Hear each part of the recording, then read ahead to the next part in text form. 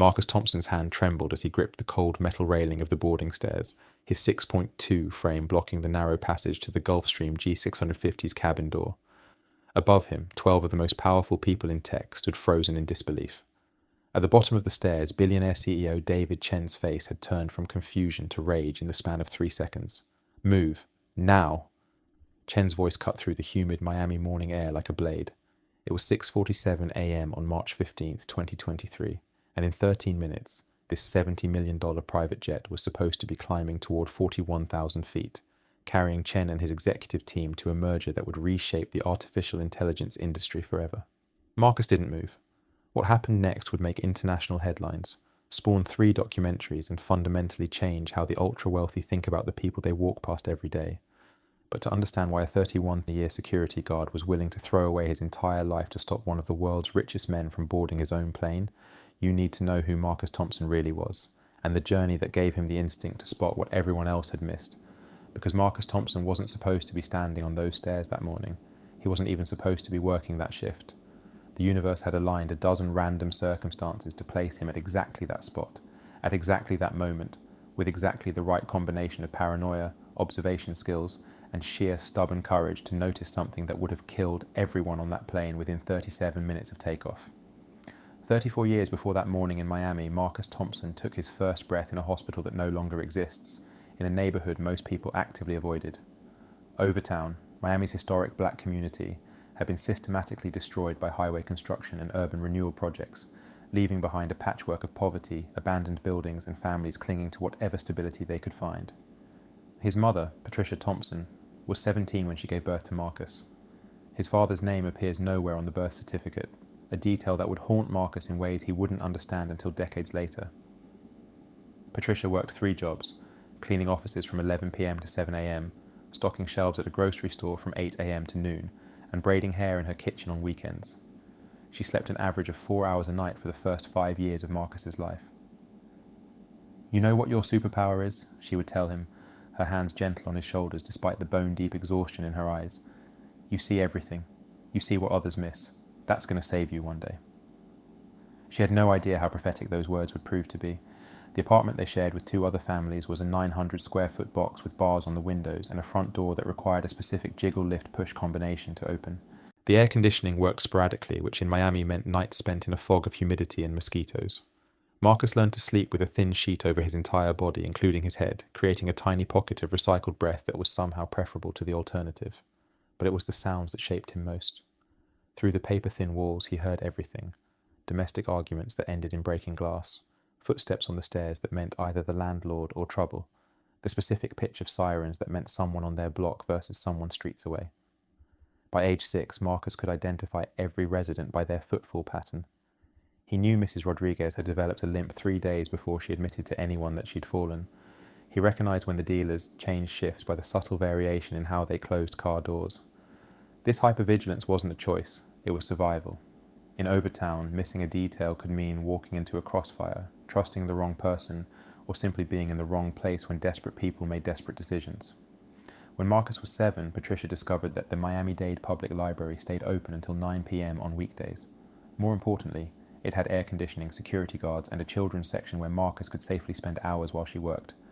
The library became his second home, then his real home, the place where his mind could expand beyond the borders of his circumstances. He devoured everything.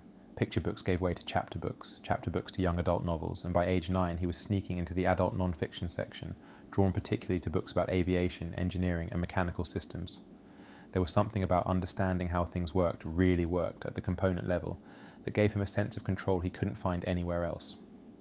The librarian, Mrs. Chen, no relation to the billionaire he would one day save, noticed his interest and began setting aside books for him. "You have an engineer's mind," she told him once, sliding a book about jet engines across the desk. "You see the systems, not just the surface." Marcus absorbed that book in 2 days, memorizing the diagrams of turbofan engines, learning about compression ratios and bypass air, understanding how a 700,000-pound aircraft could defy gravity through precise mechanical harmony. He had no idea that this random obsession, born from boredom and opportunity, would one day save 12 lives. The moment that would define Marcus's path came when he was 14. It was a Thursday afternoon in October, the kind of humid Miami day where the air felt like breathing through a wet towel. He was walking home from school, taking his usual route through the back alleys that let him avoid the corner where the 13th Street crew posted up, when he noticed something wrong. It wasn't obvious, just a subtle difference in how a car was parked. A blue Honda Civic he'd seen every day for 3 years, but today the front wheels were turned slightly left instead of straight. The driver's seat was reclined 2 notches further than Mr. James ever put it, and there was a faint smell of cigarette smoke, the menthol kind, not the regular Marlboros Mr. James smoked. Marcus stopped walking. His mind processed the discrepancies rapid fire. Mr. James was diabetic, picked up his insulin at 2 p.m. every Thursday. Never missed it. The car was here, but wrong. Someone else had driven it back. He could have kept walking, should have kept walking. In Overtown, you minded your own business if you wanted to keep breathing. But something made him climb the external fire escape of the adjacent building, high enough to peer into Mr. James's second-floor apartment window. What he saw there would haunt him for years. Mr. James on the floor, clutching his chest, his insulin kit, just out of reach on the kitchen counter. Still alive, but barely. Marcus didn't call 911. That would have required explanations he couldn't give. Instead, he broke the window with a brick, climbed inside, and pushed the insulin within reach. Then he disappeared before the sirens arrived. Mr. James survived. The investigation revealed his nephew had taken his car without permission, planning to return it before anyone noticed. If Marcus hadn't spotted those tiny discrepancies, hadn't acted on pure instinct, Mr. James would have died alone on his kitchen floor. But here's what matters. Marcus never told anyone what he'd done. Not his mother, not his friends, not even Mr. James. He simply filed the experience away. Another data point in his growing understanding that his hypervigilance, his inability to not notice things, might actually mean something. By 16, Marcus's ability to spot patterns and anomalies had evolved from survival mechanism to something approaching a sixth sense. He could walk into a room and immediately know who was carrying a weapon by the way they adjusted their posture. He could predict fights 3 minutes before they erupted by tracking eye contact patterns and breathing rhythms. He once prevented a robbery at the corner store simply by mentioning to the owner, in earshot of the would-be thief, that the new security camera system was really clear, especially that one covering the register. There was no new security camera, but the skinny kid who'd been casing the register for 10 minutes suddenly remembered he had somewhere else to be. This hyper-awareness came with a cost. Marcus couldn't turn it off. Every room was a threat assessment. Every person was a collection of tells and patterns. He couldn't watch movies without spotting continuity errors that ruined his immersion. He couldn't have normal conversations without part of his brain cataloguing micro-expressions and calculating probability matrices of deception. His mother noticed the weight he carried. You look at the world like it's always about to explode, she told him one night, finding him sitting on their fire escape at 3 a.m, unable to sleep. Sometimes, baby, you gotta let the world surprise you in good ways too. But Marcus had seen too much to believe in good surprises. In his experience, surprises meant violence, loss, or disappointment. The best you could hope for was to see them coming early enough to minimize the damage. The trajectory from Overtown to private aviation security wasn't linear. Nothing in Marcus's life ever was. At 17, his mother was diagnosed with lupus, an autoimmune disease that attacked her kidneys with the ruthless efficiency of a trained assassin. The medical bills arrived like an avalanche: $3,000 for the initial hospital stay, $800 monthly for medications, $500 for each specialist visit. Patricia's 3 jobs became 2, then 1, then none, as the disease progressively stole her strength. Marcus dropped out of high school 3 months before graduation. His teachers begged him to reconsider. His 3.8 GPA and perfect attendance record had already earned him a partial scholarship to Florida International University. But partial scholarships don't pay for kidney dialysis, and academic potential doesn't stock the refrigerator when your mother can barely stand. He took any work he could find: warehouse loading, overnight stocking, construction labour that left his hands bleeding through cheap work gloves. But it was a chance encounter at a Miami International Airport cargo facility that would alter his trajectory. Marcus had been unloading freight for 8 hours straight when he noticed something off about a shipping manifest. The weight distribution numbers didn't match the actual load configuration. Someone had either miscalculated or was deliberately falsifying records. He mentioned it to his supervisor, who ignored him. He mentioned it to the shift manager, who told him to mind his own business. So Marcus did what he always did. He documented everything, took photos with a disposable camera he bought at lunch, and waited. 3 days later, federal agents swarmed the facility. The discrepancy Marcus noticed was part of a drug smuggling operation that had been running for 18 months. 17 people were arrested. Marcus was never officially credited. Whistleblowers in Miami didn't have long lifespans, but someone noticed. Someone always notices. The call came at 2:17 a.m. on a Tuesday 6 weeks after the cargo facility raid. Marcus answered on the first ring. His mother's condition meant every late-night call could be the one he dreaded. Marcus Thompson. The voice was professional, crisp, unfamiliar. Who's asking? My name is Director Sarah Coleman. I run security operations for Prometheus Aviation Services. We handle private aviation security for high net worth individuals.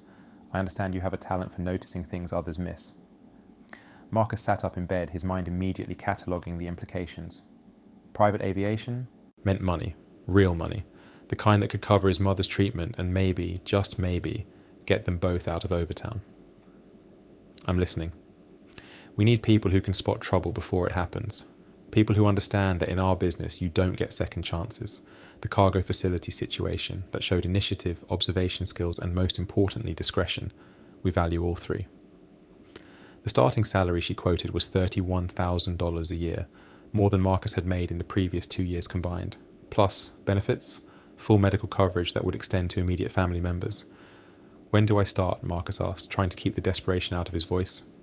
Training begins Monday. Mr. Thompson, I need you to understand something. This isn't just security work. Our clients are people who shape the world. They have enemies you can't imagine, vulnerabilities that would terrify them if they truly understood them. Your job isn't just to check badges and watch monitors. It's to be the thing standing between them and chaos. Can you handle that? Marcus thought about Mr. James on his kitchen floor, about patterns in footsteps and the weight of constant vigilance. I've been handling it my whole life. The Prometheus training facility occupied a nondescript warehouse in Opa-locka, surrounded by chain link and razor wire that suggested something more serious than the import-export services sign claimed. Marcus arrived at 0500 hours on his first day to find 19 other recruits, all military veterans except him. The skepticism in their eyes was palpable. Here was this kid from the hood with no formal security training, no military background, no apparent qualifications except someone's hunch. The lead instructor, a former Secret Service agent named Mitchell Kane, didn't hide his doubts. You know what the difference is between private security and real security? He asked the group on day one. Private security guards the client. Real security guards against the threat. Most of you are here to look impressive in a suit. Maybe one or two of you will actually save a life. The rest are just expensive decoration. The training was brutal. 18-hour days of threat assessment, defensive driving, basic medical response, firearms training, and most importantly, behavioral analysis. Marcus excelled at everything observational, but struggled with the physical demands. The veterans could run 5 miles in combat boots without breaking hard sweat. Marcus was gasping by mile 2. They could disable an attacker in 3 moves. Marcus needed 7 and usually ended up on his back. But then came the practical exercises. Kane would stage scenarios. A cocktail party where one guest was an assassin, a boardroom where someone had planted a listening device, a tarmac where something about the scene was wrong. The veterans approached these exercises with military precision, checking corners, following protocols, executing textbook sweeps. Marcus just stood still and observed. Then he'd walk directly to the threat. How? Kane demanded after Marcus identified the assassin at a staged event in less than 90 seconds. What gave it away? Wrong shoes, Marcus said simply. Everyone else wore leather soles that clicked on the marble. His were rubber for running. Also, he kept touching his right hip, checking a concealed weapon. And he avoided the shrimp cocktail even though he stood next to it for 5 minutes. Someone planning to stay would have eaten. Someone planning to leave quickly wouldn't risk food poisoning. Kane stared at him for a long moment. Son, where did you learn to see like that? Overtown, Marcus replied, where missing details gets you killed. Marcus had been working private aviation security for 3 years when he prevented his first confirmed threat. It wasn't dramatic. No guns, no fights. Just a maintenance worker who'd been bribed to install a GPS tracker on a pharmaceutical executive's Cessna Citation. Marcus noticed the worker's shift pattern had changed, that he'd spent 12 minutes doing a 2-minute tire pressure check, and that he kept glancing at security cameras in a way that suggested he was mapping blind spots. The tracker was sophisticated, nearly invisible, designed to provide real-time location data to what investigators later discovered was a kidnapping ring targeting executives in Latin America. Marcus's observation prevented a $50 million ransom situation and probably saved 3 lives. Prometheus gave him a $5,000 bonus. His mother's medication cost $4,187 that month. The math was perfect, as if the universe was keeping precise books. But recognition in private security is a double-edged sword. Word spreads in whispers and encrypted messages, the guard who spots things, the one with the 6th sense. Soon, high-value clients were specifically requesting Marcus for their details. His salary climbed to $42,000, then $55,000. Patricia moved to a better treatment facility. They left Overtown for a 2-bedroom apartment in Coral Gables with windows that didn't need bars and air conditioning that worked every single day. For the first time in his life, Marcus allowed himself to believe he'd escaped the gravitational pull of poverty. He was saving lives, earning respect, building something that looked like stability. He had no idea that in 18 months he would face a decision that would risk everything he'd built, his job, his reputation, his freedom, on nothing more than a feeling that something was wrong. David Chen entered Marcus's life the way billionaires always do, suddenly and with the expectation that the world would rearrange itself around their needs. It was January 2023 and Chen's regular security detail had been poached by a Saudi prince offering triple their salary. Prometheus assigned Marcus as the temporary lead while they recruited replacements. Chen was 38 years old and worth $14.7 billion, depending on stock fluctuations. He'd built his fortune on artificial intelligence systems that could predict market movements 3 seconds faster than competitors, a lifetime in high-frequency trading. His company, Nexus Dynamics, employed 12,000 people across 17 countries and had just announced a merger with Quantum Solutions that would create the largest AI conglomerate in history. Marcus's first impression of Chen was paradoxical, a man who noticed everything about data patterns, but nothing about human ones. Chen could spot a market anomaly in microseconds, but walked past the same janitor every day for 6 months without learning his name. He consumed information voraciously, 4 newspapers, 17 news apps, countless reports, but never noticed when his own employees were lying to his face. "You're different from the others," Chen said on their 3rd day together, not looking up from his phone as Marcus drove him through Miami traffic. "Less military, more observant." "Just doing my job, sir." "No, it's more than that." Chen finally looked up, his dark eyes studying Marcus in the rearview mirror. "You see patterns, like I do, but with people instead of data. That's rare." What Marcus wanted to say was that seeing patterns in people was just another form of data analysis, that every human had tells and routines and breaking points that could be mapped if you paid attention. What he actually said was, "Thank you, sir." But something about Chen bothered him from the beginning, not the typical billionaire arrogance or the casual dismissal of anyone worth less than 8 figures, something else. Chen was nervous in a way that didn't match his circumstances. He constantly checked exits, tested door locks, and most tellingly, he'd started varying his routines. Different routes to the office, randomized meeting times, unexplained schedule changes that drove his assistant to the edge of a breakdown. Someone worth $14.7 billion being security conscious wasn't unusual. But this felt different. This felt like prey that had caught a predator's scent. 3 weeks into the assignment, Marcus met Harrison Cross for the first time. Cross was Chen's business partner, co-founder of Nexus Dynamics, and the operational genius who turned Chen's algorithms into a corporate empire. Where Chen was introverted and analytical, Cross was charismatic and commanding, the kind of man who could sell ice to Eskimos and make them thank him for the privilege. The meeting took place at Nexus's Miami headquarters, a glass tower that scraped the sky with the confidence of new money. Marcus stood outside the conference room watching through the floor-to-ceiling windows as Cross and Chen discussed something that made Chen's hands tremble slightly, a tell Marcus had never seen before.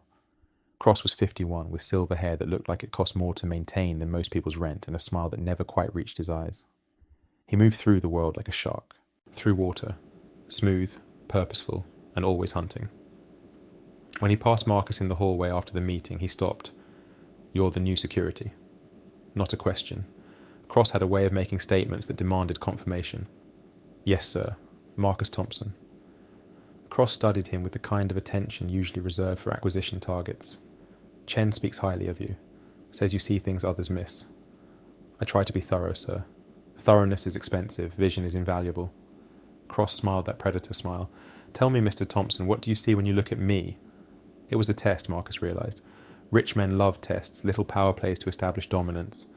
But there was something else in Cross's eyes, a glitter of genuine curiosity mixed with something darker. "I see someone who's calculating whether I'm an asset or a liability," Marcus replied evenly. "Someone who keeps his watch 5 minutes fast because he likes the psychological edge of always being early. Someone who had breakfast with a person wearing Chanel No. 5. It's still on your left cuff." Cross's smile widened, becoming somehow more genuine and more dangerous simultaneously. Chen wasn't exaggerating. That's quite a talent. He leaned closer, close enough that Marcus could smell his cologne, Tom Ford, the 400 a bottle kind. "Be careful with talents like that, Mr. Thompson. Sometimes seeing too much is more dangerous than seeing nothing at all." He walked away before Marcus could respond. leaving behind the lingering sense of a threat wrapped in friendly advice. Over the next 6 weeks, Marcus documented 17 anomalies in Chen's life that formed no discernible pattern but felt connected in ways he couldn't articulate. Chen's wife, Linda, had started taking unexpected trips to visit her mother in Seattle, but her credit card charges showed hotel stays in Miami, 40 minutes from their house. 3 key engineers had submitted resignations within 10 days of each other, all citing personal reasons, but all immediately starting work for companies that didn't compete with Nexus, as if someone had deliberately placed them out of play. Chen had increased his life insurance policy from $50 million to $500 million, with the company as beneficiary, standard for a merger of this size, but the timing felt wrong. Cross had been having meetings with board members individually, always at restaurants with loud ambient noise that would defeat recording devices. The merger documents had been revised 17 times in the last month, with tiny changes to intellectual property clauses that shifted control in ways only a contracts lawyer would notice. Someone had been accessing Chen's office after hours. The security logs showed nothing, but Marcus noticed the subtle changes. A chair rotated 2 degrees, papers aligned differently, the specific way dust patterns disturbed on seldom touched surfaces. Each detail was explainable. Together they painted a picture, Marcus said. Couldn't quite see, but felt in his bones. The same feeling he'd had that day with Mr. James's car, that instinct that something was catastrophically wrong. Rebecca Kim had been Chen's executive assistant for 7 years. She was 32, ruthlessly efficient, and maintained a poker face that would make professional gamblers weep with envy. Which is why Marcus noticed immediately when she started showing micro-expressions of fear every time Cross entered the office. He approached her carefully, bringing her coffee on a Tuesday afternoon when Chen was in back-to-back meetings. "Everything all right, Miss Kim?" "Of course." Her smile was perfect, practiced, and completely false. "Why do you ask?" "You've changed your parking spot 3 times this week. You've started carrying pepper spray in your left pocket instead of your purse, and you flinch when Mr. Cross says your name." The facade cracked for just a moment, revealing raw terror beneath. Then it reformed, harder than before. "I don't know what you're talking about," but her hand shook as she reached for the coffee, and Marcus noticed something else, a faint bruise on her wrist, the kind you get when someone grabs you hard enough to leave evidence. "If you're in trouble—" "I'm not." She cut him off, her voice sharp enough to draw blood. "And neither are you, as long as you keep your observations to yourself. Some things are above your pay grade, Mr. Thompson." She stood abruptly, coffee untouched, and walked to the ladies' room. Marcus watched her go, his instincts screaming that she was a piece in a game he didn't understand, but a game that was definitely being played. Captain James Morrison had been flying private jets for 23 years and Chen's personal pilot for the last 4. He was the kind of steady that came from landing planes in war zones and never talking about it afterward. Marcus respected him immediately. Morrison was another watcher, another person who survived by noticing everything. They were doing the pre-flight inspection for a routine trip to New York when Morrison said quietly, "You see it too, don't you?" Marcus didn't pretend to misunderstand. "Something's wrong." 6 weeks ago, Cross asked me about fuel consumption rates, specifically how much extra weight the plane could carry before it affected performance. Said it was for some special cargo for the merger celebration. "That's not unusual." "No," Morrison agreed, running his hand along the engine, cowling with the familiarity of a lover's touch. But then he asked about maintenance schedules. Who does the work? When they do it, how long the plane sits unattended? Questions that sound like logistics but feel like something else. "You think he's planning something?" Morrison was quiet for a long moment, his weathered face unreadable. "I've flown in 3 wars, Mr. Thompson. I know what it feels like when someone's drawing crosshairs. We're in someone's sights. Question is whether we're the target or just collateral damage." Before Marcus could respond, Morrison added, "I've got a family. Wife, 2 daughters in college. I can't afford to be a hero. But I also can't afford to ignore my instincts. You understand?" Marcus understood perfectly. It was the eternal dilemma of people like them, the watchers, the protectors. How much risk could you take when other people depended on your paycheck? How many warnings could you ignore before silence became complicity? The maintenance request came through on a Wednesday afternoon, flagged as routine but scheduled for an unusual time, 5 a.m. on March 15th, the morning of the merger flight to San Francisco. The work order was for a standard engine inspection, signed off by Cross's assistant, but something about it nagged at Marcus. He pulled up the maintenance company's records. Titan Aviation Services had been maintaining Nexus's fleet for 3 years without incident. Their certifications were current, their safety record impeccable, but the technician assigned to this particular job, Kyle Brennan, had only been with the company for 2 months. Marcus dug deeper, using connections he'd built over years in private aviation. Brennan's resume was perfect. Too perfect. His previous employer, a maintenance company in Denver, had no record of him. His certifications were technically valid but had all been issued within the same week, suggesting someone had fast-tracked him through the system. On instinct, Marcus ran Brennan's photo through a reverse image search with different parameters. The same face appeared under a different name, Kevin Briggs, a mechanic who'd lost his license 3 years ago for signing off on falsified inspection reports. Someone had given him a new identity, clean papers, and inserted him into Titan's roster, but proving suspicious hiring wasn't the same as proving intent to harm. Marcus needed more. 2 days before the merger flight, Marcus made a decision that violated every protocol in his employment contract. He accessed Chen's private email using security credentials he wasn't supposed to have, looking for something, anything that would explain the crescendo of wrong he felt building. What he found was worse than he'd imagined. The emails between Chen and his lawyer painted a picture of a man preparing for war. Chen had discovered Cross had been embezzling from Nexus for 2 years, siphoning funds through shell companies in the Caymans. The merger with Quantum Solutions wasn't just a business expansion. It was Chen's way of diluting Cross's power, bringing in new board members who would support Cross's removal. But Cross had found out. The latest email, sent just 6 hours ago, was from Chen to his lawyer. He knows. Accelerate everything. File the moment we land in San Francisco. Marcus sat back, the pieces finally clicking into place. The merger flight would have Chen, Cross, and 10 board members on the same plane. Every person whose vote would determine Cross's future. If that plane went down, Cross would inherit control of Nexus through a complex series of succession clauses. The company's $500 million life insurance policy would provide the capital to fight any legal challenges. It was elegant in its simplicity. Make it look like mechanical failure, collect the insurance, inherit an empire. Marcus checked the time. 2:23 a.m. on March 14th. The maintenance was scheduled for 5 a.m. on March 15th, less than 27 hours away. He had no proof, just a constellation of circumstances that painted a damning picture. No court would issue an injunction based on his suspicions. No law enforcement agency would act on his word alone. But he knew, the way he'd known about Mr. James, the way he'd known about the cargo facility, the way he'd always known when death was circling, that if that plane took off, everyone on it would die. The question was, what was Marcus Thompson willing to sacrifice to stop it? Marcus didn't sleep that night.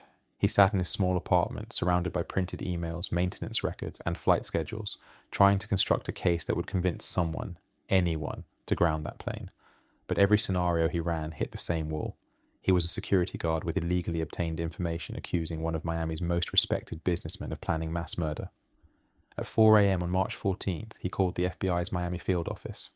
The duty agent listened patiently as Marcus explained his concerns, then asked the question that shattered his hope. Do you have any direct evidence of a threat? Weapons, explosives, recorded conversations?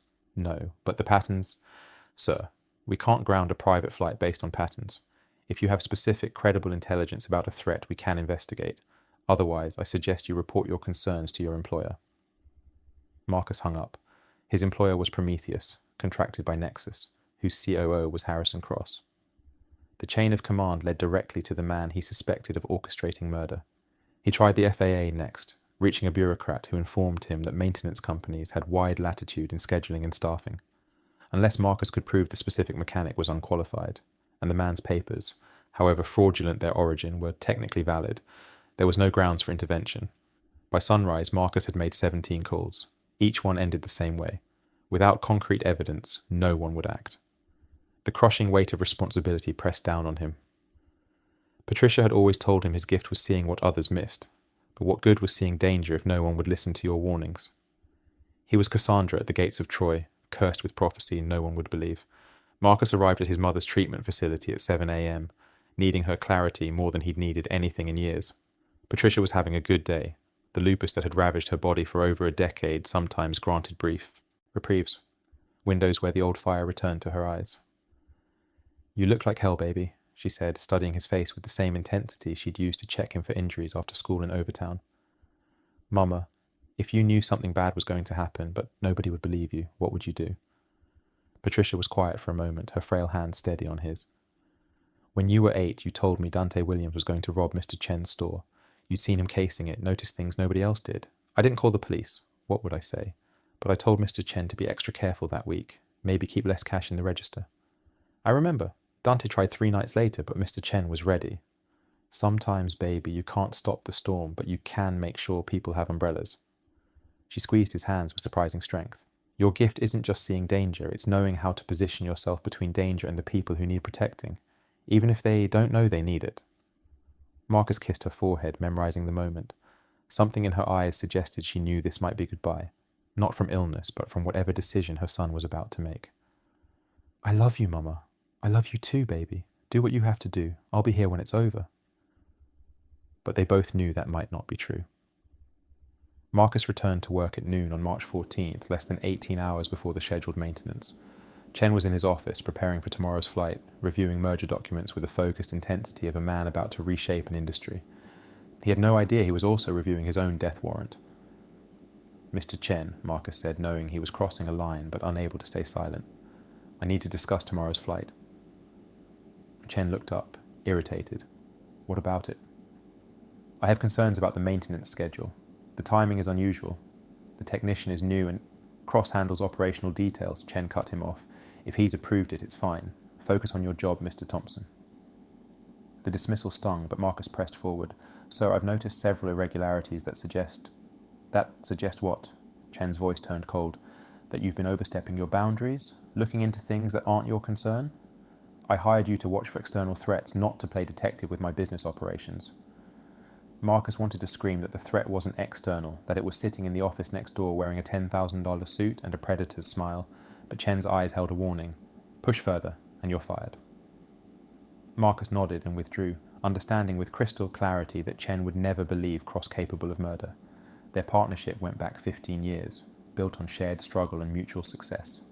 In Chen's world, betrayal came from competitors, not friends.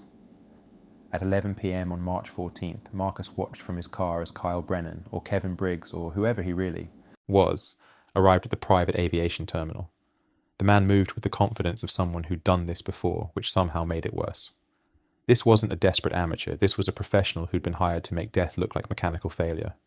Marcus followed at a distance as Brennan checked in with security, showed his credentials, and gained access to the hangar where Chen's Gulfstream waited. Everything looked routine, boring even. Just a mechanic doing an early morning inspection before an important flight. But Marcus noticed the details others missed. Brennan had parked his personal car, not a company vehicle. He'd brought his own toolbox instead of using the hangar's equipment. He kept checking his phone, not casually, but with the specific timing of someone expecting a signal. At 11:47 p.m., Brennan's phone buzzed. He read something, nodded to himself, and headed into the hangar. Marcus made his choice. He couldn't call the police. Brennan hadn't done anything illegal yet. He couldn't confront him directly. That would just delay the plan, not stop it. But he could watch, document, and be ready. He slipped into the hangar through a service door he'd memorized during his security surveys, moving through shadows cast by million-dollar aircraft. The Gulfstream sat in Bay 7, its white fuselage gleaming under the fluorescent lights. Brennan was already at work, but not where he should be. Instead of inspecting the engines, he was underneath them, accessing panels that had nothing to do with routine maintenance. Marcus watched from behind a tool cabinet as Brennan worked with surgical precision. The mechanic wasn't planting a bomb. That would be too obvious, too easy to trace. Instead, he was doing something far more elegant and terrifying. He was adjusting the engine control software, introducing what looked like a minor calibration error that would cause catastrophic failure at precisely the worst moment. The genius of it made Marcus's blood cold. During takeoff, when the engines were at maximum thrust, the altered parameters would cause a compressor stall in the left engine. The sudden asymmetric thrust would send the plane into an unrecoverable roll at low altitude, high enough that everyone would be conscious for the fall, low enough that no recovery would be possible. It would look like mechanical failure, the kind of tragic accident that sometimes happened with complex machines. The investigation would find the software anomaly, but it would appear to be a maintenance error, not sabotage. Brennan would disappear into the wind with his falsified identity, and Cross would inherit an empire built on 12 graves. Marcus recorded everything with his phone, but he knew it wouldn't be enough. The video was too dark, too distant, too ambiguous. A good lawyer would tear it apart, claim it showed routine maintenance, nothing more. At 12:34 a.m. on March 15th, Brennan finished his work. He packed his tools methodically, wiped down every surface he'd touched, and walked out of the hangar like a man with nothing on his conscience. Marcus stayed hidden for another 10 minutes, his mind racing through options. He could try to undo Brennan's work, but he didn't have the technical knowledge. He could sabotage the plane himself, force a delay, but that would make him the criminal. He could pull the fire alarm, evacuate the hangar, but that would only delay the inevitable. Every path led to the same conclusion, Tomorrow morning he would have to make a choice between his life as he knew it and 12 lives he was sworn to protect. At 3 a.m, Marcus made one last attempt to work within the system. He called Director Coleman, his boss at Prometheus, waking her from sleep. "This better be important, Thompson." Marcus laid out everything: the embezzlement, the insurance policy, the fake mechanic, the software sabotage. He sent her the video, the documents, the web of connections he'd traced. For 10 minutes, Coleman listened without interrupting. Finally, she spoke. "Marcus, what you're describing is a conspiracy theory based on circumstantial evidence and illegally obtained information. If I act on this and you're wrong, Prometheus loses its biggest contract and faces massive lawsuits. You understand that?" "I'm not wrong. You might not be, but being right and being able to prove it are two different things. My advice? Document everything, cover your ass, and let it play out. If you're right, the investigation afterward will vindicate you. The investigation afterward will be identifying bodies." Coleman's voice turned hard. "Then make a choice, Marcus. But understand, if you interfere with that flight based on a hunch, you're on your own. Prometheus will disavow any knowledge of your actions. You'll lose your job, your licenses, probably your freedom. Is your hunch worth that?" Marcus hung up without answering. He knew what Coleman didn't. It wasn't a hunch. It was the same bone-deep certainty he'd felt that day with Mr. James, the same recognition of death's presence he'd learned to trust in Overtown. The only question was whether he trusted it enough to lose everything. Marcus stood on his apartment balcony at 5 a.m, watching the Miami skyline lighten from black to purple to gold. In 90 minutes, Chen and his team would arrive at the airport. In 120 minutes, they would board the plane. In 130 minutes, they would be dead, unless Marcus stopped them. He thought about his mother, about the treatment she needed, about the stability he'd fought so hard to achieve. He thought about the apartment in Coral Gables, the first real home he'd ever had. He thought about his reputation, built over years of perfect service, about to be destroyed in minutes.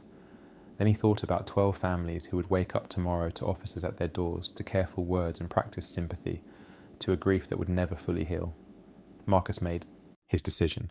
He put on his uniform one last time, knowing it would be the last time. He drove to the airport in the breaking dawn, his hands steady on the wheel despite the earthquake in his chest. He parked in his usual spot, walked through security with his usual nod to the other guards, and took his position at the gate to the private terminal. At 6:31 a.m, the motorcade arrived. 3 black SUVs carrying 12 of the most powerful people in tech, plus their assistants and security details. Chen emerged from the middle vehicle, checking his phone, already mentally in San Francisco. Cross emerged from the third vehicle, and for just a moment his eyes met Marcus's. There was something in that look, not quite recognition, but a flicker of unease, like a predator sensing another predator in its territory. The group moved toward the plane in a loose formation, executives chatting about the merger, assistants managing luggage, security maintaining their perimeter. Normal, routine. The kind of morning that happens thousands of times at private airports around the world. Except this morning, Marcus Thompson stood at the boarding stairs, and he wasn't moving. "Move. Now." Chen's voice cut through the humid morning air, but this time Marcus understood the full weight of what he was about to do. His hand gripped the metal railing as 30 pairs of eyes turned toward him. Executives, assistants, security personnel, all frozen in a tableau of confusion and growing anger. "I can't do that, sir." Marcus's voice was steady, though his heart hammered against his ribs like a desperate prisoner. "This plane has been sabotaged. If you take off, everyone on board will die." The silence lasted exactly 3 seconds before it exploded into chaos. "What the hell are you talking about?" Chen stepped forward, his face cycling through confusion, anger, and embarrassment. "Thompson, you're having some kind of breakdown. Stand aside before..." The left engine control software was modified at 12:34 this morning by a mechanic named Kyle Brennan, who is actually Kevin Briggs, a decertified mechanic who lost his license 3 years ago. Marcus spoke quickly, knowing he had seconds before security descended on him. "The modification will cause a compressor stall during takeoff, sending the plane into an unrecoverable roll at approximately 1,500 feet. Cross's face was a masterpiece of controlled emotion, but Marcus caught the microscopic tell, a tightening around his eyes that confirmed everything. "This is insane," Cross said, his voice carrying the authority of 15 years of boardroom dominance. "Chen, your security guard has clearly lost his mind. Have him removed immediately." 2 of Nexus's security team started forward, but Marcus raised his voice. "Mr. Cross has been embezzling from Nexus for 2 years. Mr. Chen knows and was planning to file charges after the merger. If this plane goes down, Cross inherits control through succession clauses and collects a $500 million insurance policy." The security guards hesitated. The The accusation was so specific, so detailed, that it pierced through the assumption of Marcus's breakdown. Chen's face had gone pale, and he was looking at Cross with a new kind of attention. Harrison? Chen's voice was quiet, dangerous. What is he talking about? He's talking nonsense, Cross replied smoothly, but sweat had appeared on his temple despite the morning coolness. David, we've been partners for 15 years. Are you really going to believe a security guard over me? Marcus pulled out his phone, knowing he was about to destroy any chance of walking away from this. I have video of the sabotage. He held the device high, playing the dark, grainy footage. I have documentation of the embezzlement. I have proof that Brennan is using a false identity. That could be anything, Cross snapped, but his composure was cracking. David, we need to get to San Francisco. The merger. Can wait, Chen finished, his analytical mind finally engaging. He looked at Marcus with the intensity he usually reserved for code. You said 12:34 a.m. You were here, watching? Yes, sir. That's trespassing, Cross said quickly. Breaking and entering, industrial espionage. This man is a criminal who... Shut up, Harrison. Chen's voice was ice. The familiar use of Cross's first name carried years of friendship being re-evaluated in real time. Thompson, you're willing to stake your career on this? Your freedom? Marcus thought of his mother, of the medical bills, of everything he was about to lose. I'm willing to stake my life on it, sir, but more importantly, I'm not willing to let 12 people die because I was too scared to act. Chen studied him for a long moment, then turned to his chief of security. Ground the plane, get the FBI here, now. This is ridiculous, Cross exploded, his mask finally slipping completely. You're going to destroy a $1 billion merger because some ghetto security guard has delusions of... He never finished the sentence. Rebecca Kim, Chen's assistant, stepped forward and slapped Cross hard enough that the sound echoed off the hangar walls. You grabbed me, she said, her voice shaking with released fear. 2 weeks ago in the parking garage. You grabbed me and told me to convince David to take the morning flight, not the evening one. You said if I didn't, you'd destroy my career. I have the bruises. I have the security footage you didn't know existed. The revelation rippled through the group like a shockwave. Cross took a step backward, his face cycling through calculations, looking for an exit strategy that didn't exist. What happened next would be dissected in courtrooms, boardrooms, and documentary films for years. Cross tried to run, a desperate, pathetic sprint toward his SUV that ended when Marcus tackled him onto the tarmac. The billionaire who'd orchestrated a murder plot was brought down by a security guard who'd learned to fight in the a.m. streets of Overtown. The FBI arrived in 17 minutes. Coleman had called them the moment Marcus hung up on her, choosing to protect her employee despite her warnings. The plane was quarantined, its black box and engine control systems removed for analysis. It took the technical team 4 hours to find what Brennan had done, and when they did, one of the investigators whistled low. This is sophisticated. If they'd taken off, it would have looked exactly like mechanical failure. We might never have known it was murder. Chen stood next to Marcus during the investigation, saying nothing for the first 3 hours. Finally, as Cross was being led away in handcuffs, he spoke. How did you know? Really know? Marcus thought about how to explain a lifetime of hypervigilance, of pattern recognition born from survival, of instincts honed by decades of watching for danger. In my neighborhood, you learn to feel when someone's planning violence. The air changes, people move differently. It's like death has a frequency, and if you've been around it enough, you can hear it coming. Chen nodded slowly. You saved my life. All our lives. It's what you hired me to do, sir. No, Chen corrected. I hired you to stand around and look intimidating. You chose to be a guardian. There's a difference. Within 6 hours, the story had leaked to the media. Security guard stops billionaire murder plot dominated headlines across the globe. Marcus's phone exploded with calls from reporters, publishers, movie producers, all wanting his story. He turned them all off and sat in an FBI interview room, methodically detailing everything he'd observed over the past 6 weeks. The evidence, once they knew where to look, was overwhelming. Cross had transferred $47 million to offshore accounts over 2 years. He'd met with Brennan, whose real name was actually Kyle Brennan, but who'd been using Kevin Briggs's stolen credentials 5 times in the past month, always in locations without surveillance. The insurance policy changes, the board member manipulations, the systematic isolation of Chen, it all painted a picture of a man who decided murder was preferable to exposure. But the real revelation came from Brennan himself, who flipped within hours of arrest. Cross had promised him $5 million to make the plane crash. He'd done similar work before, 2 previous accidents that had eliminated Cross's enemies over the years. The investigators realized they weren't just dealing with attempted murder, but with a serial killer who used mechanical failure as his weapon.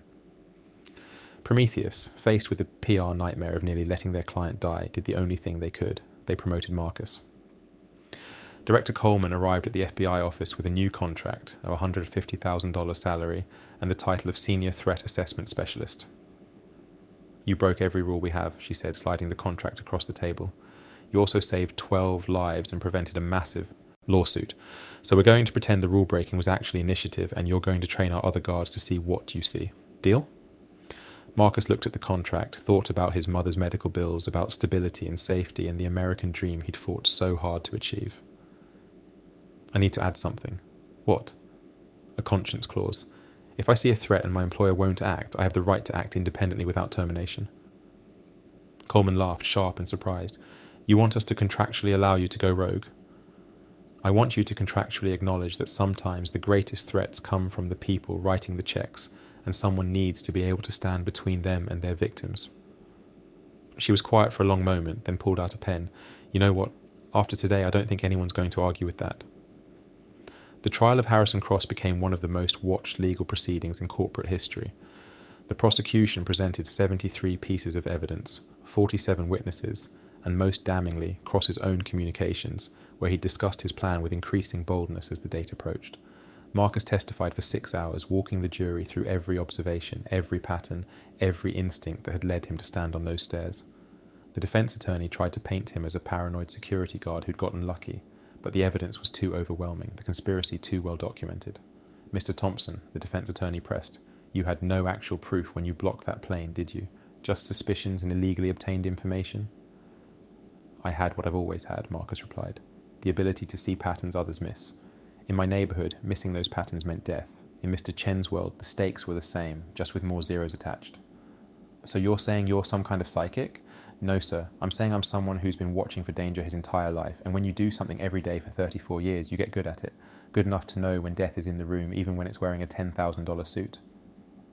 The jury deliberated for less than 3 hours. Cross was convicted on 12 counts of attempted murder, conspiracy, embezzlement, and wire fraud. He was sentenced to life without parole, his empire dissolved, his legacy reduced to a cautionary tale about greed and betrayal. But the real verdict came from Chen, who approached Marcus after the trial. "I've been thinking about what you said, about death having a frequency. I built my fortune on pattern recognition in markets, but I missed the pattern right next to me. You saw what I was blind to." "You trusted him," Marcus said simply. "Trust makes us vulnerable." "No," Chen corrected. "Trust makes us human. The vulnerability is just the price we pay for connection. You trusted your instincts enough to risk everything. That's not vulnerability. That's strength." Patricia Thompson watched the news coverage from her hospital bed, tears streaming down her face as she saw her son described as a hero on every channel. When Marcus finally made it to see her, after 3 days of FBI interviews and media attention, she grabbed his face in both hands. "You did it, baby. You stood up." "I almost didn't," Marcus admitted. "I was so scared of losing everything we'd built. But you did it anyway. That's what courage is, being scared and doing the right thing regardless." She smiled, the expression lighting up her tired features. "You know what you are now?" "Unemployed?" Marcus joked, though the new contract in his pocket said otherwise. "Free," she said. "You're free from the fear that kept us trapped. You stood up to power and won. Nobody can ever make you feel small again." The weeks following Cross's arrest transformed Marcus Thompson from an unknown security guard into one of the most sought-after protection specialists in the world. His phone rang constantly. Billionaires who suddenly realized their greatest threats might be sitting in their boardrooms, celebrities who wanted someone who could see past the facade, government officials who needed protection from enemies, both foreign and domestic. But fame in the security world is a double-edged sword. Marcus's face was now known, his methods studied, his background dissected by everyone from admiring colleagues to potential threats. The anonymity that had been his greatest asset was gone forever. Chen insisted on keeping Marcus on his personal detail, tripling his salary to $450,000 and giving him carte blanche to build a new security protocol for Nexus Dynamics. "You saved my life," Chen said simply. "I'm not letting you go." But the real change wasn't in the money or the title. It was in how Marcus moved through the world. For the first time in his life, he wasn't just watching for threats, he was actively hunting them. Director Coleman brought Marcus in to redesign Prometheus's entire training program. The old model, hiring former military and law enforcement, wasn't wrong, but it was incomplete. They needed people who understood that in the modern world, the most dangerous threats wore designer suits and smiled while they planned your death. "We're calling it the Thompson Protocol," Coleman announced to a room full of Prometheus's senior guards. "Pattern recognition, behavioral analysis, and most importantly, the courage to act on instinct even when it costs you everything." Marcus stood before 40 of the most experienced security professionals in the private sector, men and women who'd protected presidents and billionaires, who'd faced down-armed threats and coordinated multinational evacuations. They looked at him with a mixture of respect and skepticism. He'd saved lives, yes, but could he teach others to do the same? Everyone in this room knows how to stop a bullet, Marcus began. You can spot a concealed weapon from 30 feet, neutralize an attacker in seconds, and get your principal to safety through a war zone. But how many of you would have stopped Harrison Cross? Silence. He walked past you every day, shook hands with your principals, had every credential, every clearance, every appearance of legitimacy, and he was planning mass murder. Marcus let that sink in. The threats we're trained to see, the angry ex-employee, the stalker, the terrorist, those are real, but the most dangerous predators are the ones invited to dinner. He spent the next 6 months developing a curriculum that combined traditional security training with advanced psychological profiling, financial forensics, and what he called environmental literacy, the ability to read the subtle dynamics of power and threat in corporate environments. The first class had 12 students. Within a year, there was a waiting list of 300.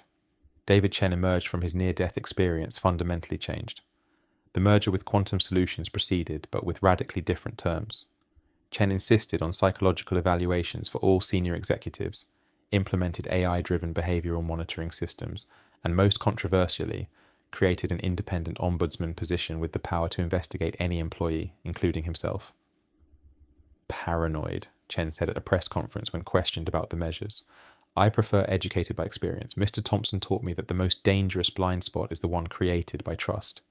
These measures aren't about paranoia, they're about accountability. Marcus watched from the back of the room as Chen fielded questions, noting the subtle changes in the billionaire's behavior. He no longer dismissed the human element in favor of data. He made eye contact with janitors, learned names, paid attention to the undercurrents of human emotion that flowed through his company like invisible rivers. But the biggest change was in how Chen approached his wealth. He established the Thompson Foundation with an initial endowment of $100 million, dedicated to training observational skills in at-risk youth from neighborhoods like Overtown. Every Marcus Thompson sitting in a classroom in the inner city, learning to survive through hypervigilance, could be taught to channel that survival skill into a profession, Chen announced. We're not just offering jobs, we're recognizing that the skills developed in poverty, the constant threat assessment and pattern recognition are valuable. We just need to show these kids how to monetize their trauma. It was a controversial statement, but Marcus understood what Chen was trying to say. The very skills that marked you as damaged in polite society could be your greatest assets if properly directed. Within 6 months of the Cross incident, 3 other corporate assassination attempts were thwarted by security guards who'd been through the Thompson Protocol. A pharmaceutical executive in Boston noticed irregularities in his CFO's travel patterns. A tech founder in Silicon Valley realized her co-founder had taken out massive insurance policies. A hedge fund manager in New York detected subtle sabotage in his company's trading algorithms. Each intervention followed the same pattern.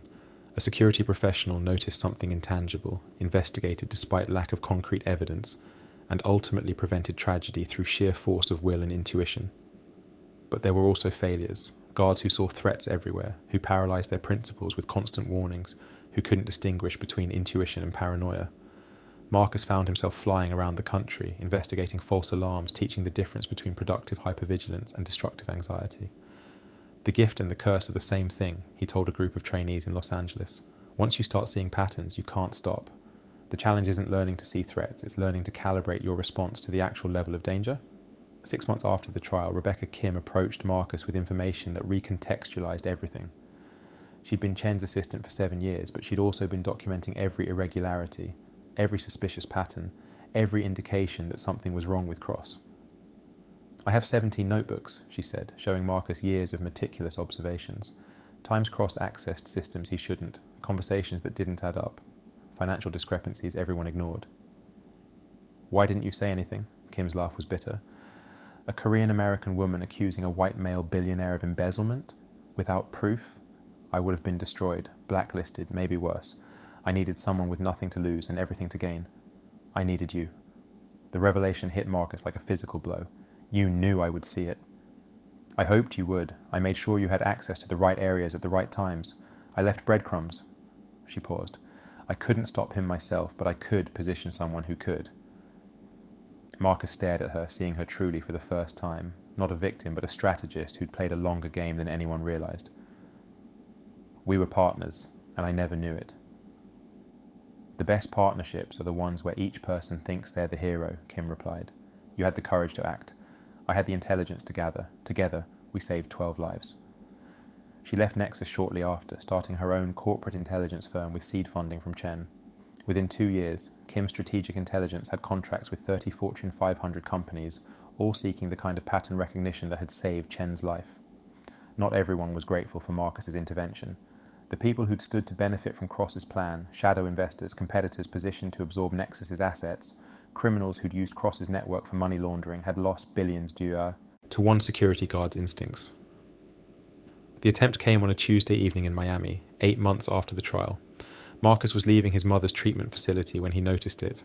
A van that had been parked too long, windows tinted beyond legal limits, engine running despite the driver being nowhere visible. His hand moved to his concealed carry, a Glock 19 he'd started carrying after the third death threat, but he didn't draw. Instead, he did what he'd always done, he observed. The van's suspension was riding low in the rear, suggesting weight.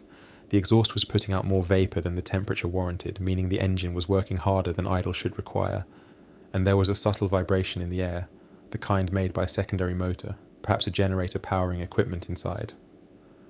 Marcus pulled out his phone, pretending to text while actually recording. Then he walked directly toward the van, knowing that sometimes the best defence was to flip the script entirely. "Hey!" he called out loudly, ensuring multiple witnesses turned to look. "Your van's leaking oil pretty bad. Might want to check that before the engine seizes." The van peeled out immediately, tyres screaming against asphalt, the driver abandoning whatever plan they'd had rather than risk exposure. Marcus got a clear shot of the license plate and a partial view of 2 men in tactical gear through the briefly open rear door.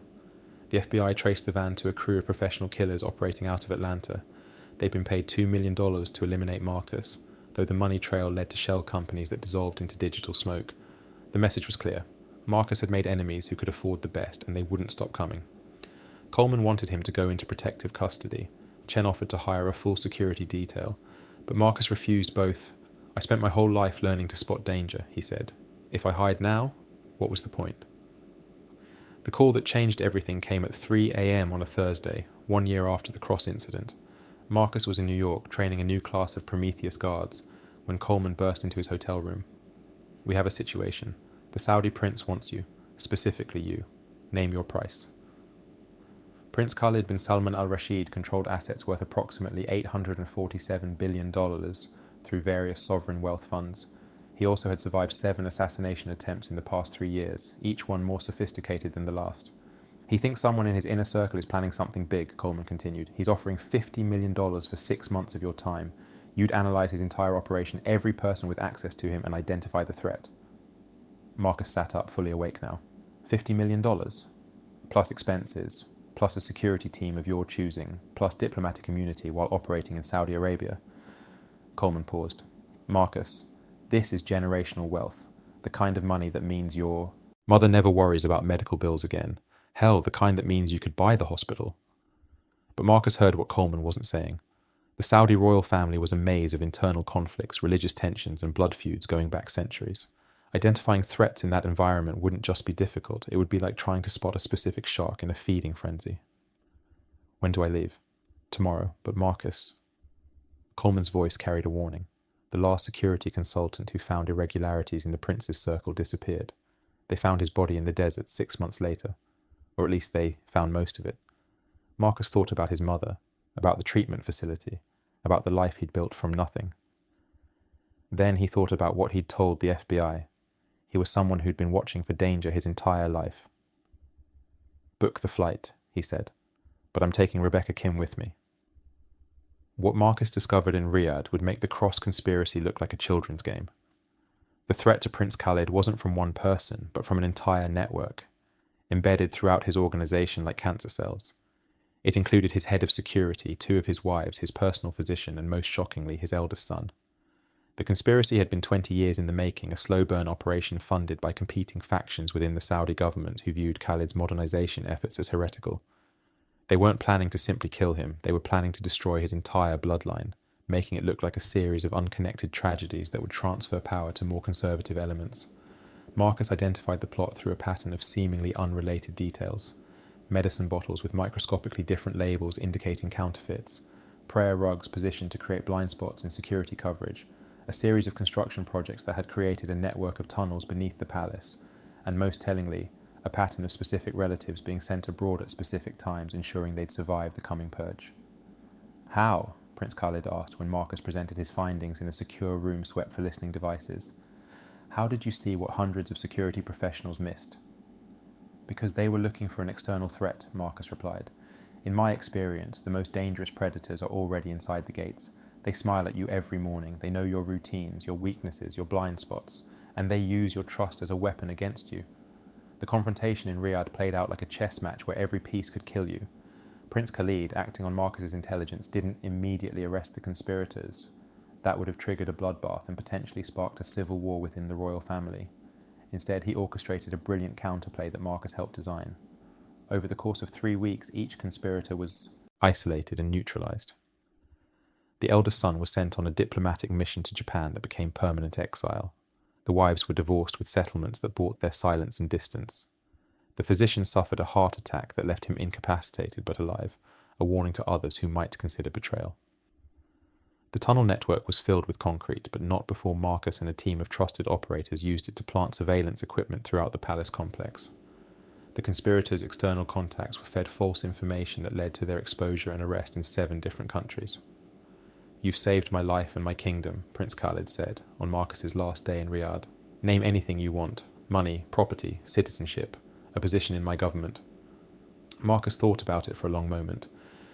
I want you to fund hospitals in American inner cities, full medical centers with top equipment and staff, free to anyone who needs them. Start with Overtown in Miami. The prince studied him with new interest. That's all? Hospitals? A kid watching his mother die slowly because she can't afford treatment. That's where people like me come from. That vigilance, that desperation, that need to see threats everywhere because missing one means losing everything you love. Fund those hospitals, and maybe the next Marcus Thompson won't need to become what I became. The prince agreed, pledging $500 million over 10 years. The Patricia Thompson Medical Center opened in Overtown 18 months later, offering free comprehensive care to anyone who walked through its doors. Marcus returned from Saudi Arabia to find his mother's condition had deteriorated. The lupus that had been held at bay for years through expensive treatments had adapted, evolved, found new ways to attack her body. The doctors gave her 3 months. She lasted 7, pure stubbornness, keeping her breathing long enough to see her son become everything she'd dreamed and more. You changed the world, baby, she whispered from her hospital bed. The same hands that had once checked him for playground injuries, now barely able to grip his fingers. Not bad for a kid from Overtown. I just noticed things, Mama. You're the one who taught me to look. Patricia smiled, the expression still radiant despite the pain medication fog. No, baby. I taught you to survive. You taught yourself to save others. There's a difference. She died on a Tuesday morning, the Miami sun streaming through the windows of the best room in the hospital her son's choices had built. Marcus held her hand as she passed, feeling the moment her grip loosened, the exact second her breathing stopped, the precise instant when pattern became absence. At her funeral, attended by billionaires and security guards, CEOs and street kids from Overtown, David Chen delivered a eulogy that would be quoted for years. Patricia Thompson raised a son who could see danger in a world that blinds itself to threats. But more than that, she raised a man who would stand between that danger and its victims, even when it cost him everything. We're alive because she taught her boy to watch, to care, and to act. With his Saudi payment and ongoing consulting fees, Marcus had more money than he'd ever imagined possible, nearly $60 million after taxes. He could have retired, bought an island, disappeared into anonymous luxury. Instead, he built something unprecedented. The Thompson Institute for Predictive Security opened 2 years after the Cross incident, funded by Marcus's wealth and additional investments from Chen, Prince Khalid, and surprisingly, Rebecca Kim, whose intelligence firm had grown into a $100 million enterprise. The Institute didn't just train security guards, it identified children and young adults with hypervigilance disorders, PTSD, and other trauma-induced sensitivities, and taught them to channel those conditions into professional skills. Kids who couldn't sit still in traditional classrooms because they were constantly scanning for threats learned that their inability to relax could save lives. Veterans who couldn't turn off their combat awareness discovered that corporate America would pay premium prices for that very inability. We're not healing trauma, Marcus explained to critics who claimed he was exploiting vulnerable populations. We're recognizing that trauma creates capabilities. The same hypervigilance that makes it hard to sleep can make you invaluable in the right context. We're just teaching context. Within 5 years, Thompson Institute graduates were working in every major corporation in America. They'd prevented 17 confirmed assassination attempts, uncovered 43 embezzlement schemes, and identified over 200 internal threats that traditional security would have missed. Kyle Brennan, the mechanic who'd sabotaged Chen's plane, reached out from prison 3 years after his conviction. He wanted to meet Marcus to explain something that had been eating at him since his arrest. They met in a federal facility in Colorado, separated by bulletproof glass and decades of different choices. "I need you to know something," Brennan began, his hands shaking slightly. "Cross wasn't the first person to hire me. I'd done this 8 times before, 8 planes that fell from the sky looking like mechanical failure or pilot error." Marcus felt his blood chill. 8? A union leader in Detroit, a prosecutor in Dallas, a journalist in Seattle who was getting too close to something big. Brennan listed them all, each name a ghost that would haunt Marcus forever. I was a ghost in the machine, the malfunction everyone fears but no one suspects is intentional.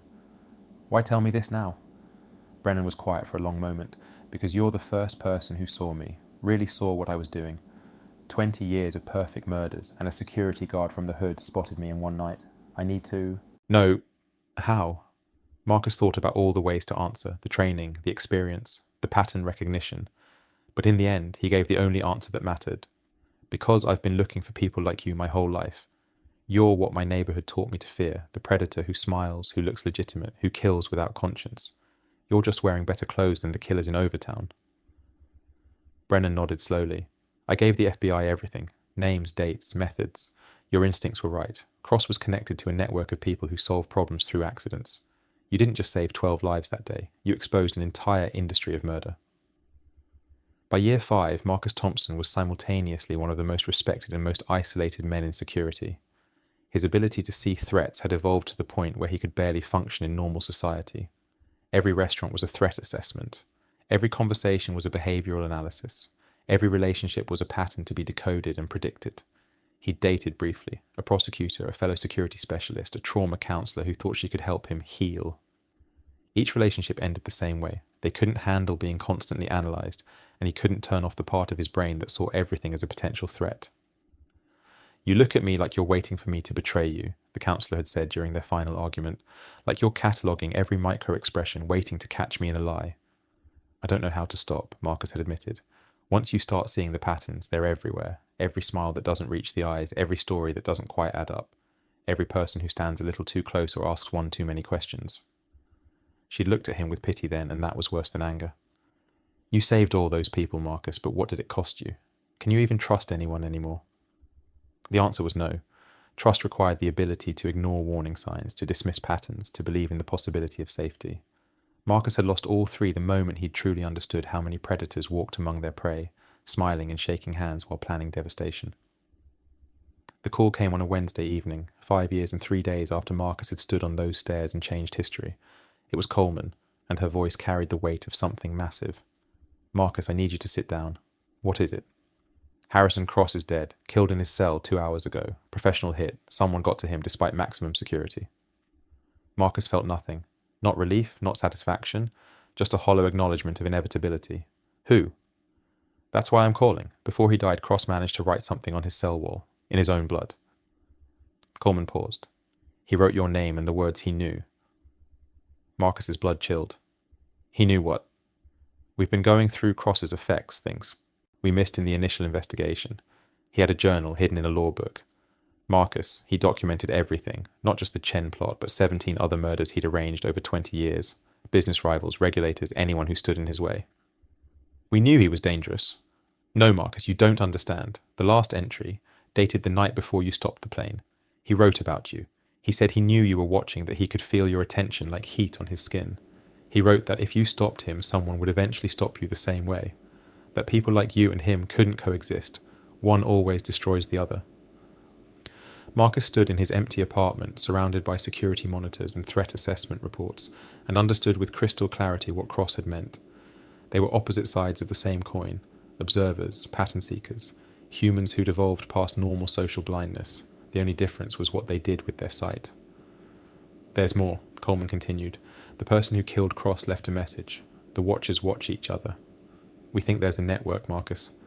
People like you and Cross, people who see too much. Some protect, some prey, and they're all aware of each other." Marcus walked to his window, looking out at the Miami skyline, and for the first time in his life wondered if he was still the watcher or if he'd become the watched. In his final interview, given to a documentary crew on the 7th anniversary of stopping Chen's plane, Marcus Thompson sat in the office of the Thompson Institute and delivered words that would be studied, debated, and disputed for decades. Everyone asks if I regret exposing Cross, if I wish I'd stayed quiet and kept my simple life. They don't understand. There was never a choice. Once you see the pattern, you can't unsee it. Once you know 12 people are about to die, you can't unknow it. But here's what nobody wants to hear. Harrison Cross and I aren't that different. We both see what others miss. We both use that sight to shape the world. The only difference is that I chose to protect and he chose to prey. But we're both manipulators, both playing God with our ability to see danger before it manifests. I saved 12 lives by destroying one man. He would have taken 12 lives to save himself. Both of us believed our vision justified our actions. Both of us were willing to break rules, destroy lives, impose our will on others because we could see what they couldn't. People call me a hero, but heroes don't do what I did. Heroes act from courage. I acted from compulsion. I literally couldn't walk away from that plane knowing what I knew. My hypervigilance, my pattern recognition, my trauma-induced inability to ignore threats. These aren't heroic qualities. They're survival mechanisms that happen to save lives this time. You want to know the real price of seeing everything? It's realizing that everyone is capable of being Harrison Cross. Every smile could be hiding calculation. Every kindness could be manipulation. Every friend could be positioning themselves for betrayal. Once you see how easy it is to hide evil in plain sight, you can never fully trust anyone again. But here's the paradox. That mistrust, that paranoia, that constant vigilance, it's what allows people like me to stand between the predators and their prey. We're broken in exactly the right way to see other broken things. We're damaged in precisely the manner needed to recognize damage in others. So yes, I'd do it again. I'd stand on those stairs and lose everything to save 12 strangers, not because I'm good or noble or heroic, but because I'm psychologically incapable of doing otherwise. Patricia Thompson raised a son too damaged to look away from danger and too stubborn to run from it. Maybe that's enough. Maybe that's all any of us can be, broken in useful ways, traumatized into purpose, damaged into service. Maybe the best we can hope for is that our wounds help us protect others from similar cuts. I see everything and it's a curse, but 12 people are alive because of that curse. Their children will grow up with parents because a kid from Overtown couldn't stop watching for danger. Harrison Cross is dead, but there are others like him moving through the world with predator patience, waiting for their moment. And I'll be watching for them. We'll all be watching. The Thompson Institute has graduated 3,000 observers in the past 5 years. 3,000 people who see too much, notice too much, remember too much. 3,000 guards standing between the darkness and the light. Not because we're heroes, but because we don't know how to be anything else. That's the real legacy of that morning on the stairs. Not that one security guard saved 12 lives, but that it proved observation is a weapon, intuition is intelligence, and sometimes the most powerful person in the room is the one everyone else ignores. The guard, the assistant, the service worker who sees everything and says nothing until the moment saying nothing becomes complicity in murder. We're everywhere now, in every corporation, every government building, every place where power concentrates and corrupts. We're the waiters, the drivers, the security guards, the assistants. We're the ones you walk past without seeing, which is ironic because we see everything about you. Harrison Cross thought he was invisible because he was powerful. He learned too late that power doesn't grant invisibility. It just makes you a bigger target for those of us trained to spot predators. He thought wealth was armor. He discovered it was just expensive camouflage that doesn't work on eyes trained by poverty to see through facades. So to answer the question everyone asks, was it worth it? Did saving those lives justify destroying my own peace of mind forever? Yes. Without hesitation, yes. Because those 12 people went home to their families. Because Chen got to build hospitals instead of becoming a headline. Because Rebecca Kim got to build her empire instead of becoming a footnote in a tragedy. Because every Thompson Institute graduate who stops a predator validates my mother's belief that seeing everything was my superpower. I'm not a hero. I'm a consequence. I'm what happens when poverty creates hypervigilance, when trauma becomes skill, when the watched decide to watch back. I'm proof that the most dangerous person in any room might be the minimum wage worker who notices which executive always leaves meetings early, which accountant asks too many questions about insurance policies, which partner has been slowly moving assets offshore. Harrison Cross created me. His kind, the predators in suits, the killers in boardrooms, the murderers with MBAs, they create all of us. Every Marcus Thompson standing at a security checkpoint. Every Rebecca Kim taking notes at a meeting. Every maintenance worker who notices something wrong. We exist because you exist. We evolve because you evolve. We watch because you hunt. And we're not going away, we're multiplying. We're organizing. We're teaching each other to see what you don't want seen. That's the real reason Harrison Cross had to die, why someone reached him even in maximum security. Not because he was evil, the world is full of evil that thrives unpunished. He died because he'd been seen, truly seen, and that made him a liability to all the other Harrison Crosses still operating in shadow. They killed him to send me a message, we see you too. But here's my message back. Good. See me. Know that I'm watching. Understand that every security guard you ignore, every assistant you dismiss, every service worker you treat as furniture might be one of mine. One of the 3,000. One of the watched who learn to watch back. You want to know what I am? I'm not a security guard anymore. I'm not a consultant or a trainer or an entrepreneur. I'm a reminder that power isn't invisible, wealth isn't armor, and someday someone you never bothered to notice is going to stand between you and what you want, and they're going to say one word: no. Just like I did on those stairs, just like my graduates do every day around the world, just like my mother knew I would from the moment she recognized my gift. We see everything, we remember everything, and when the moment comes, when you're about to commit your perfect crime, execute your flawless plan. Take your 12 lives to save your one. We'll be standing on the stairs. And we won't move. Marcus Thompson still works security, though now his clients are governments and international organizations trying to identify systemic threats before they metastasize. He lives alone in a fortress of his own design, surrounded by monitors and alarms and the constant hum of vigilance. He doesn't sleep well, hasn't since that morning on the stairs, but he's made peace with insomnia. The night hours are when he does his best work, pattern matching through thousands of reports, looking for the anomalies that suggest another Harrison Cross is making their move.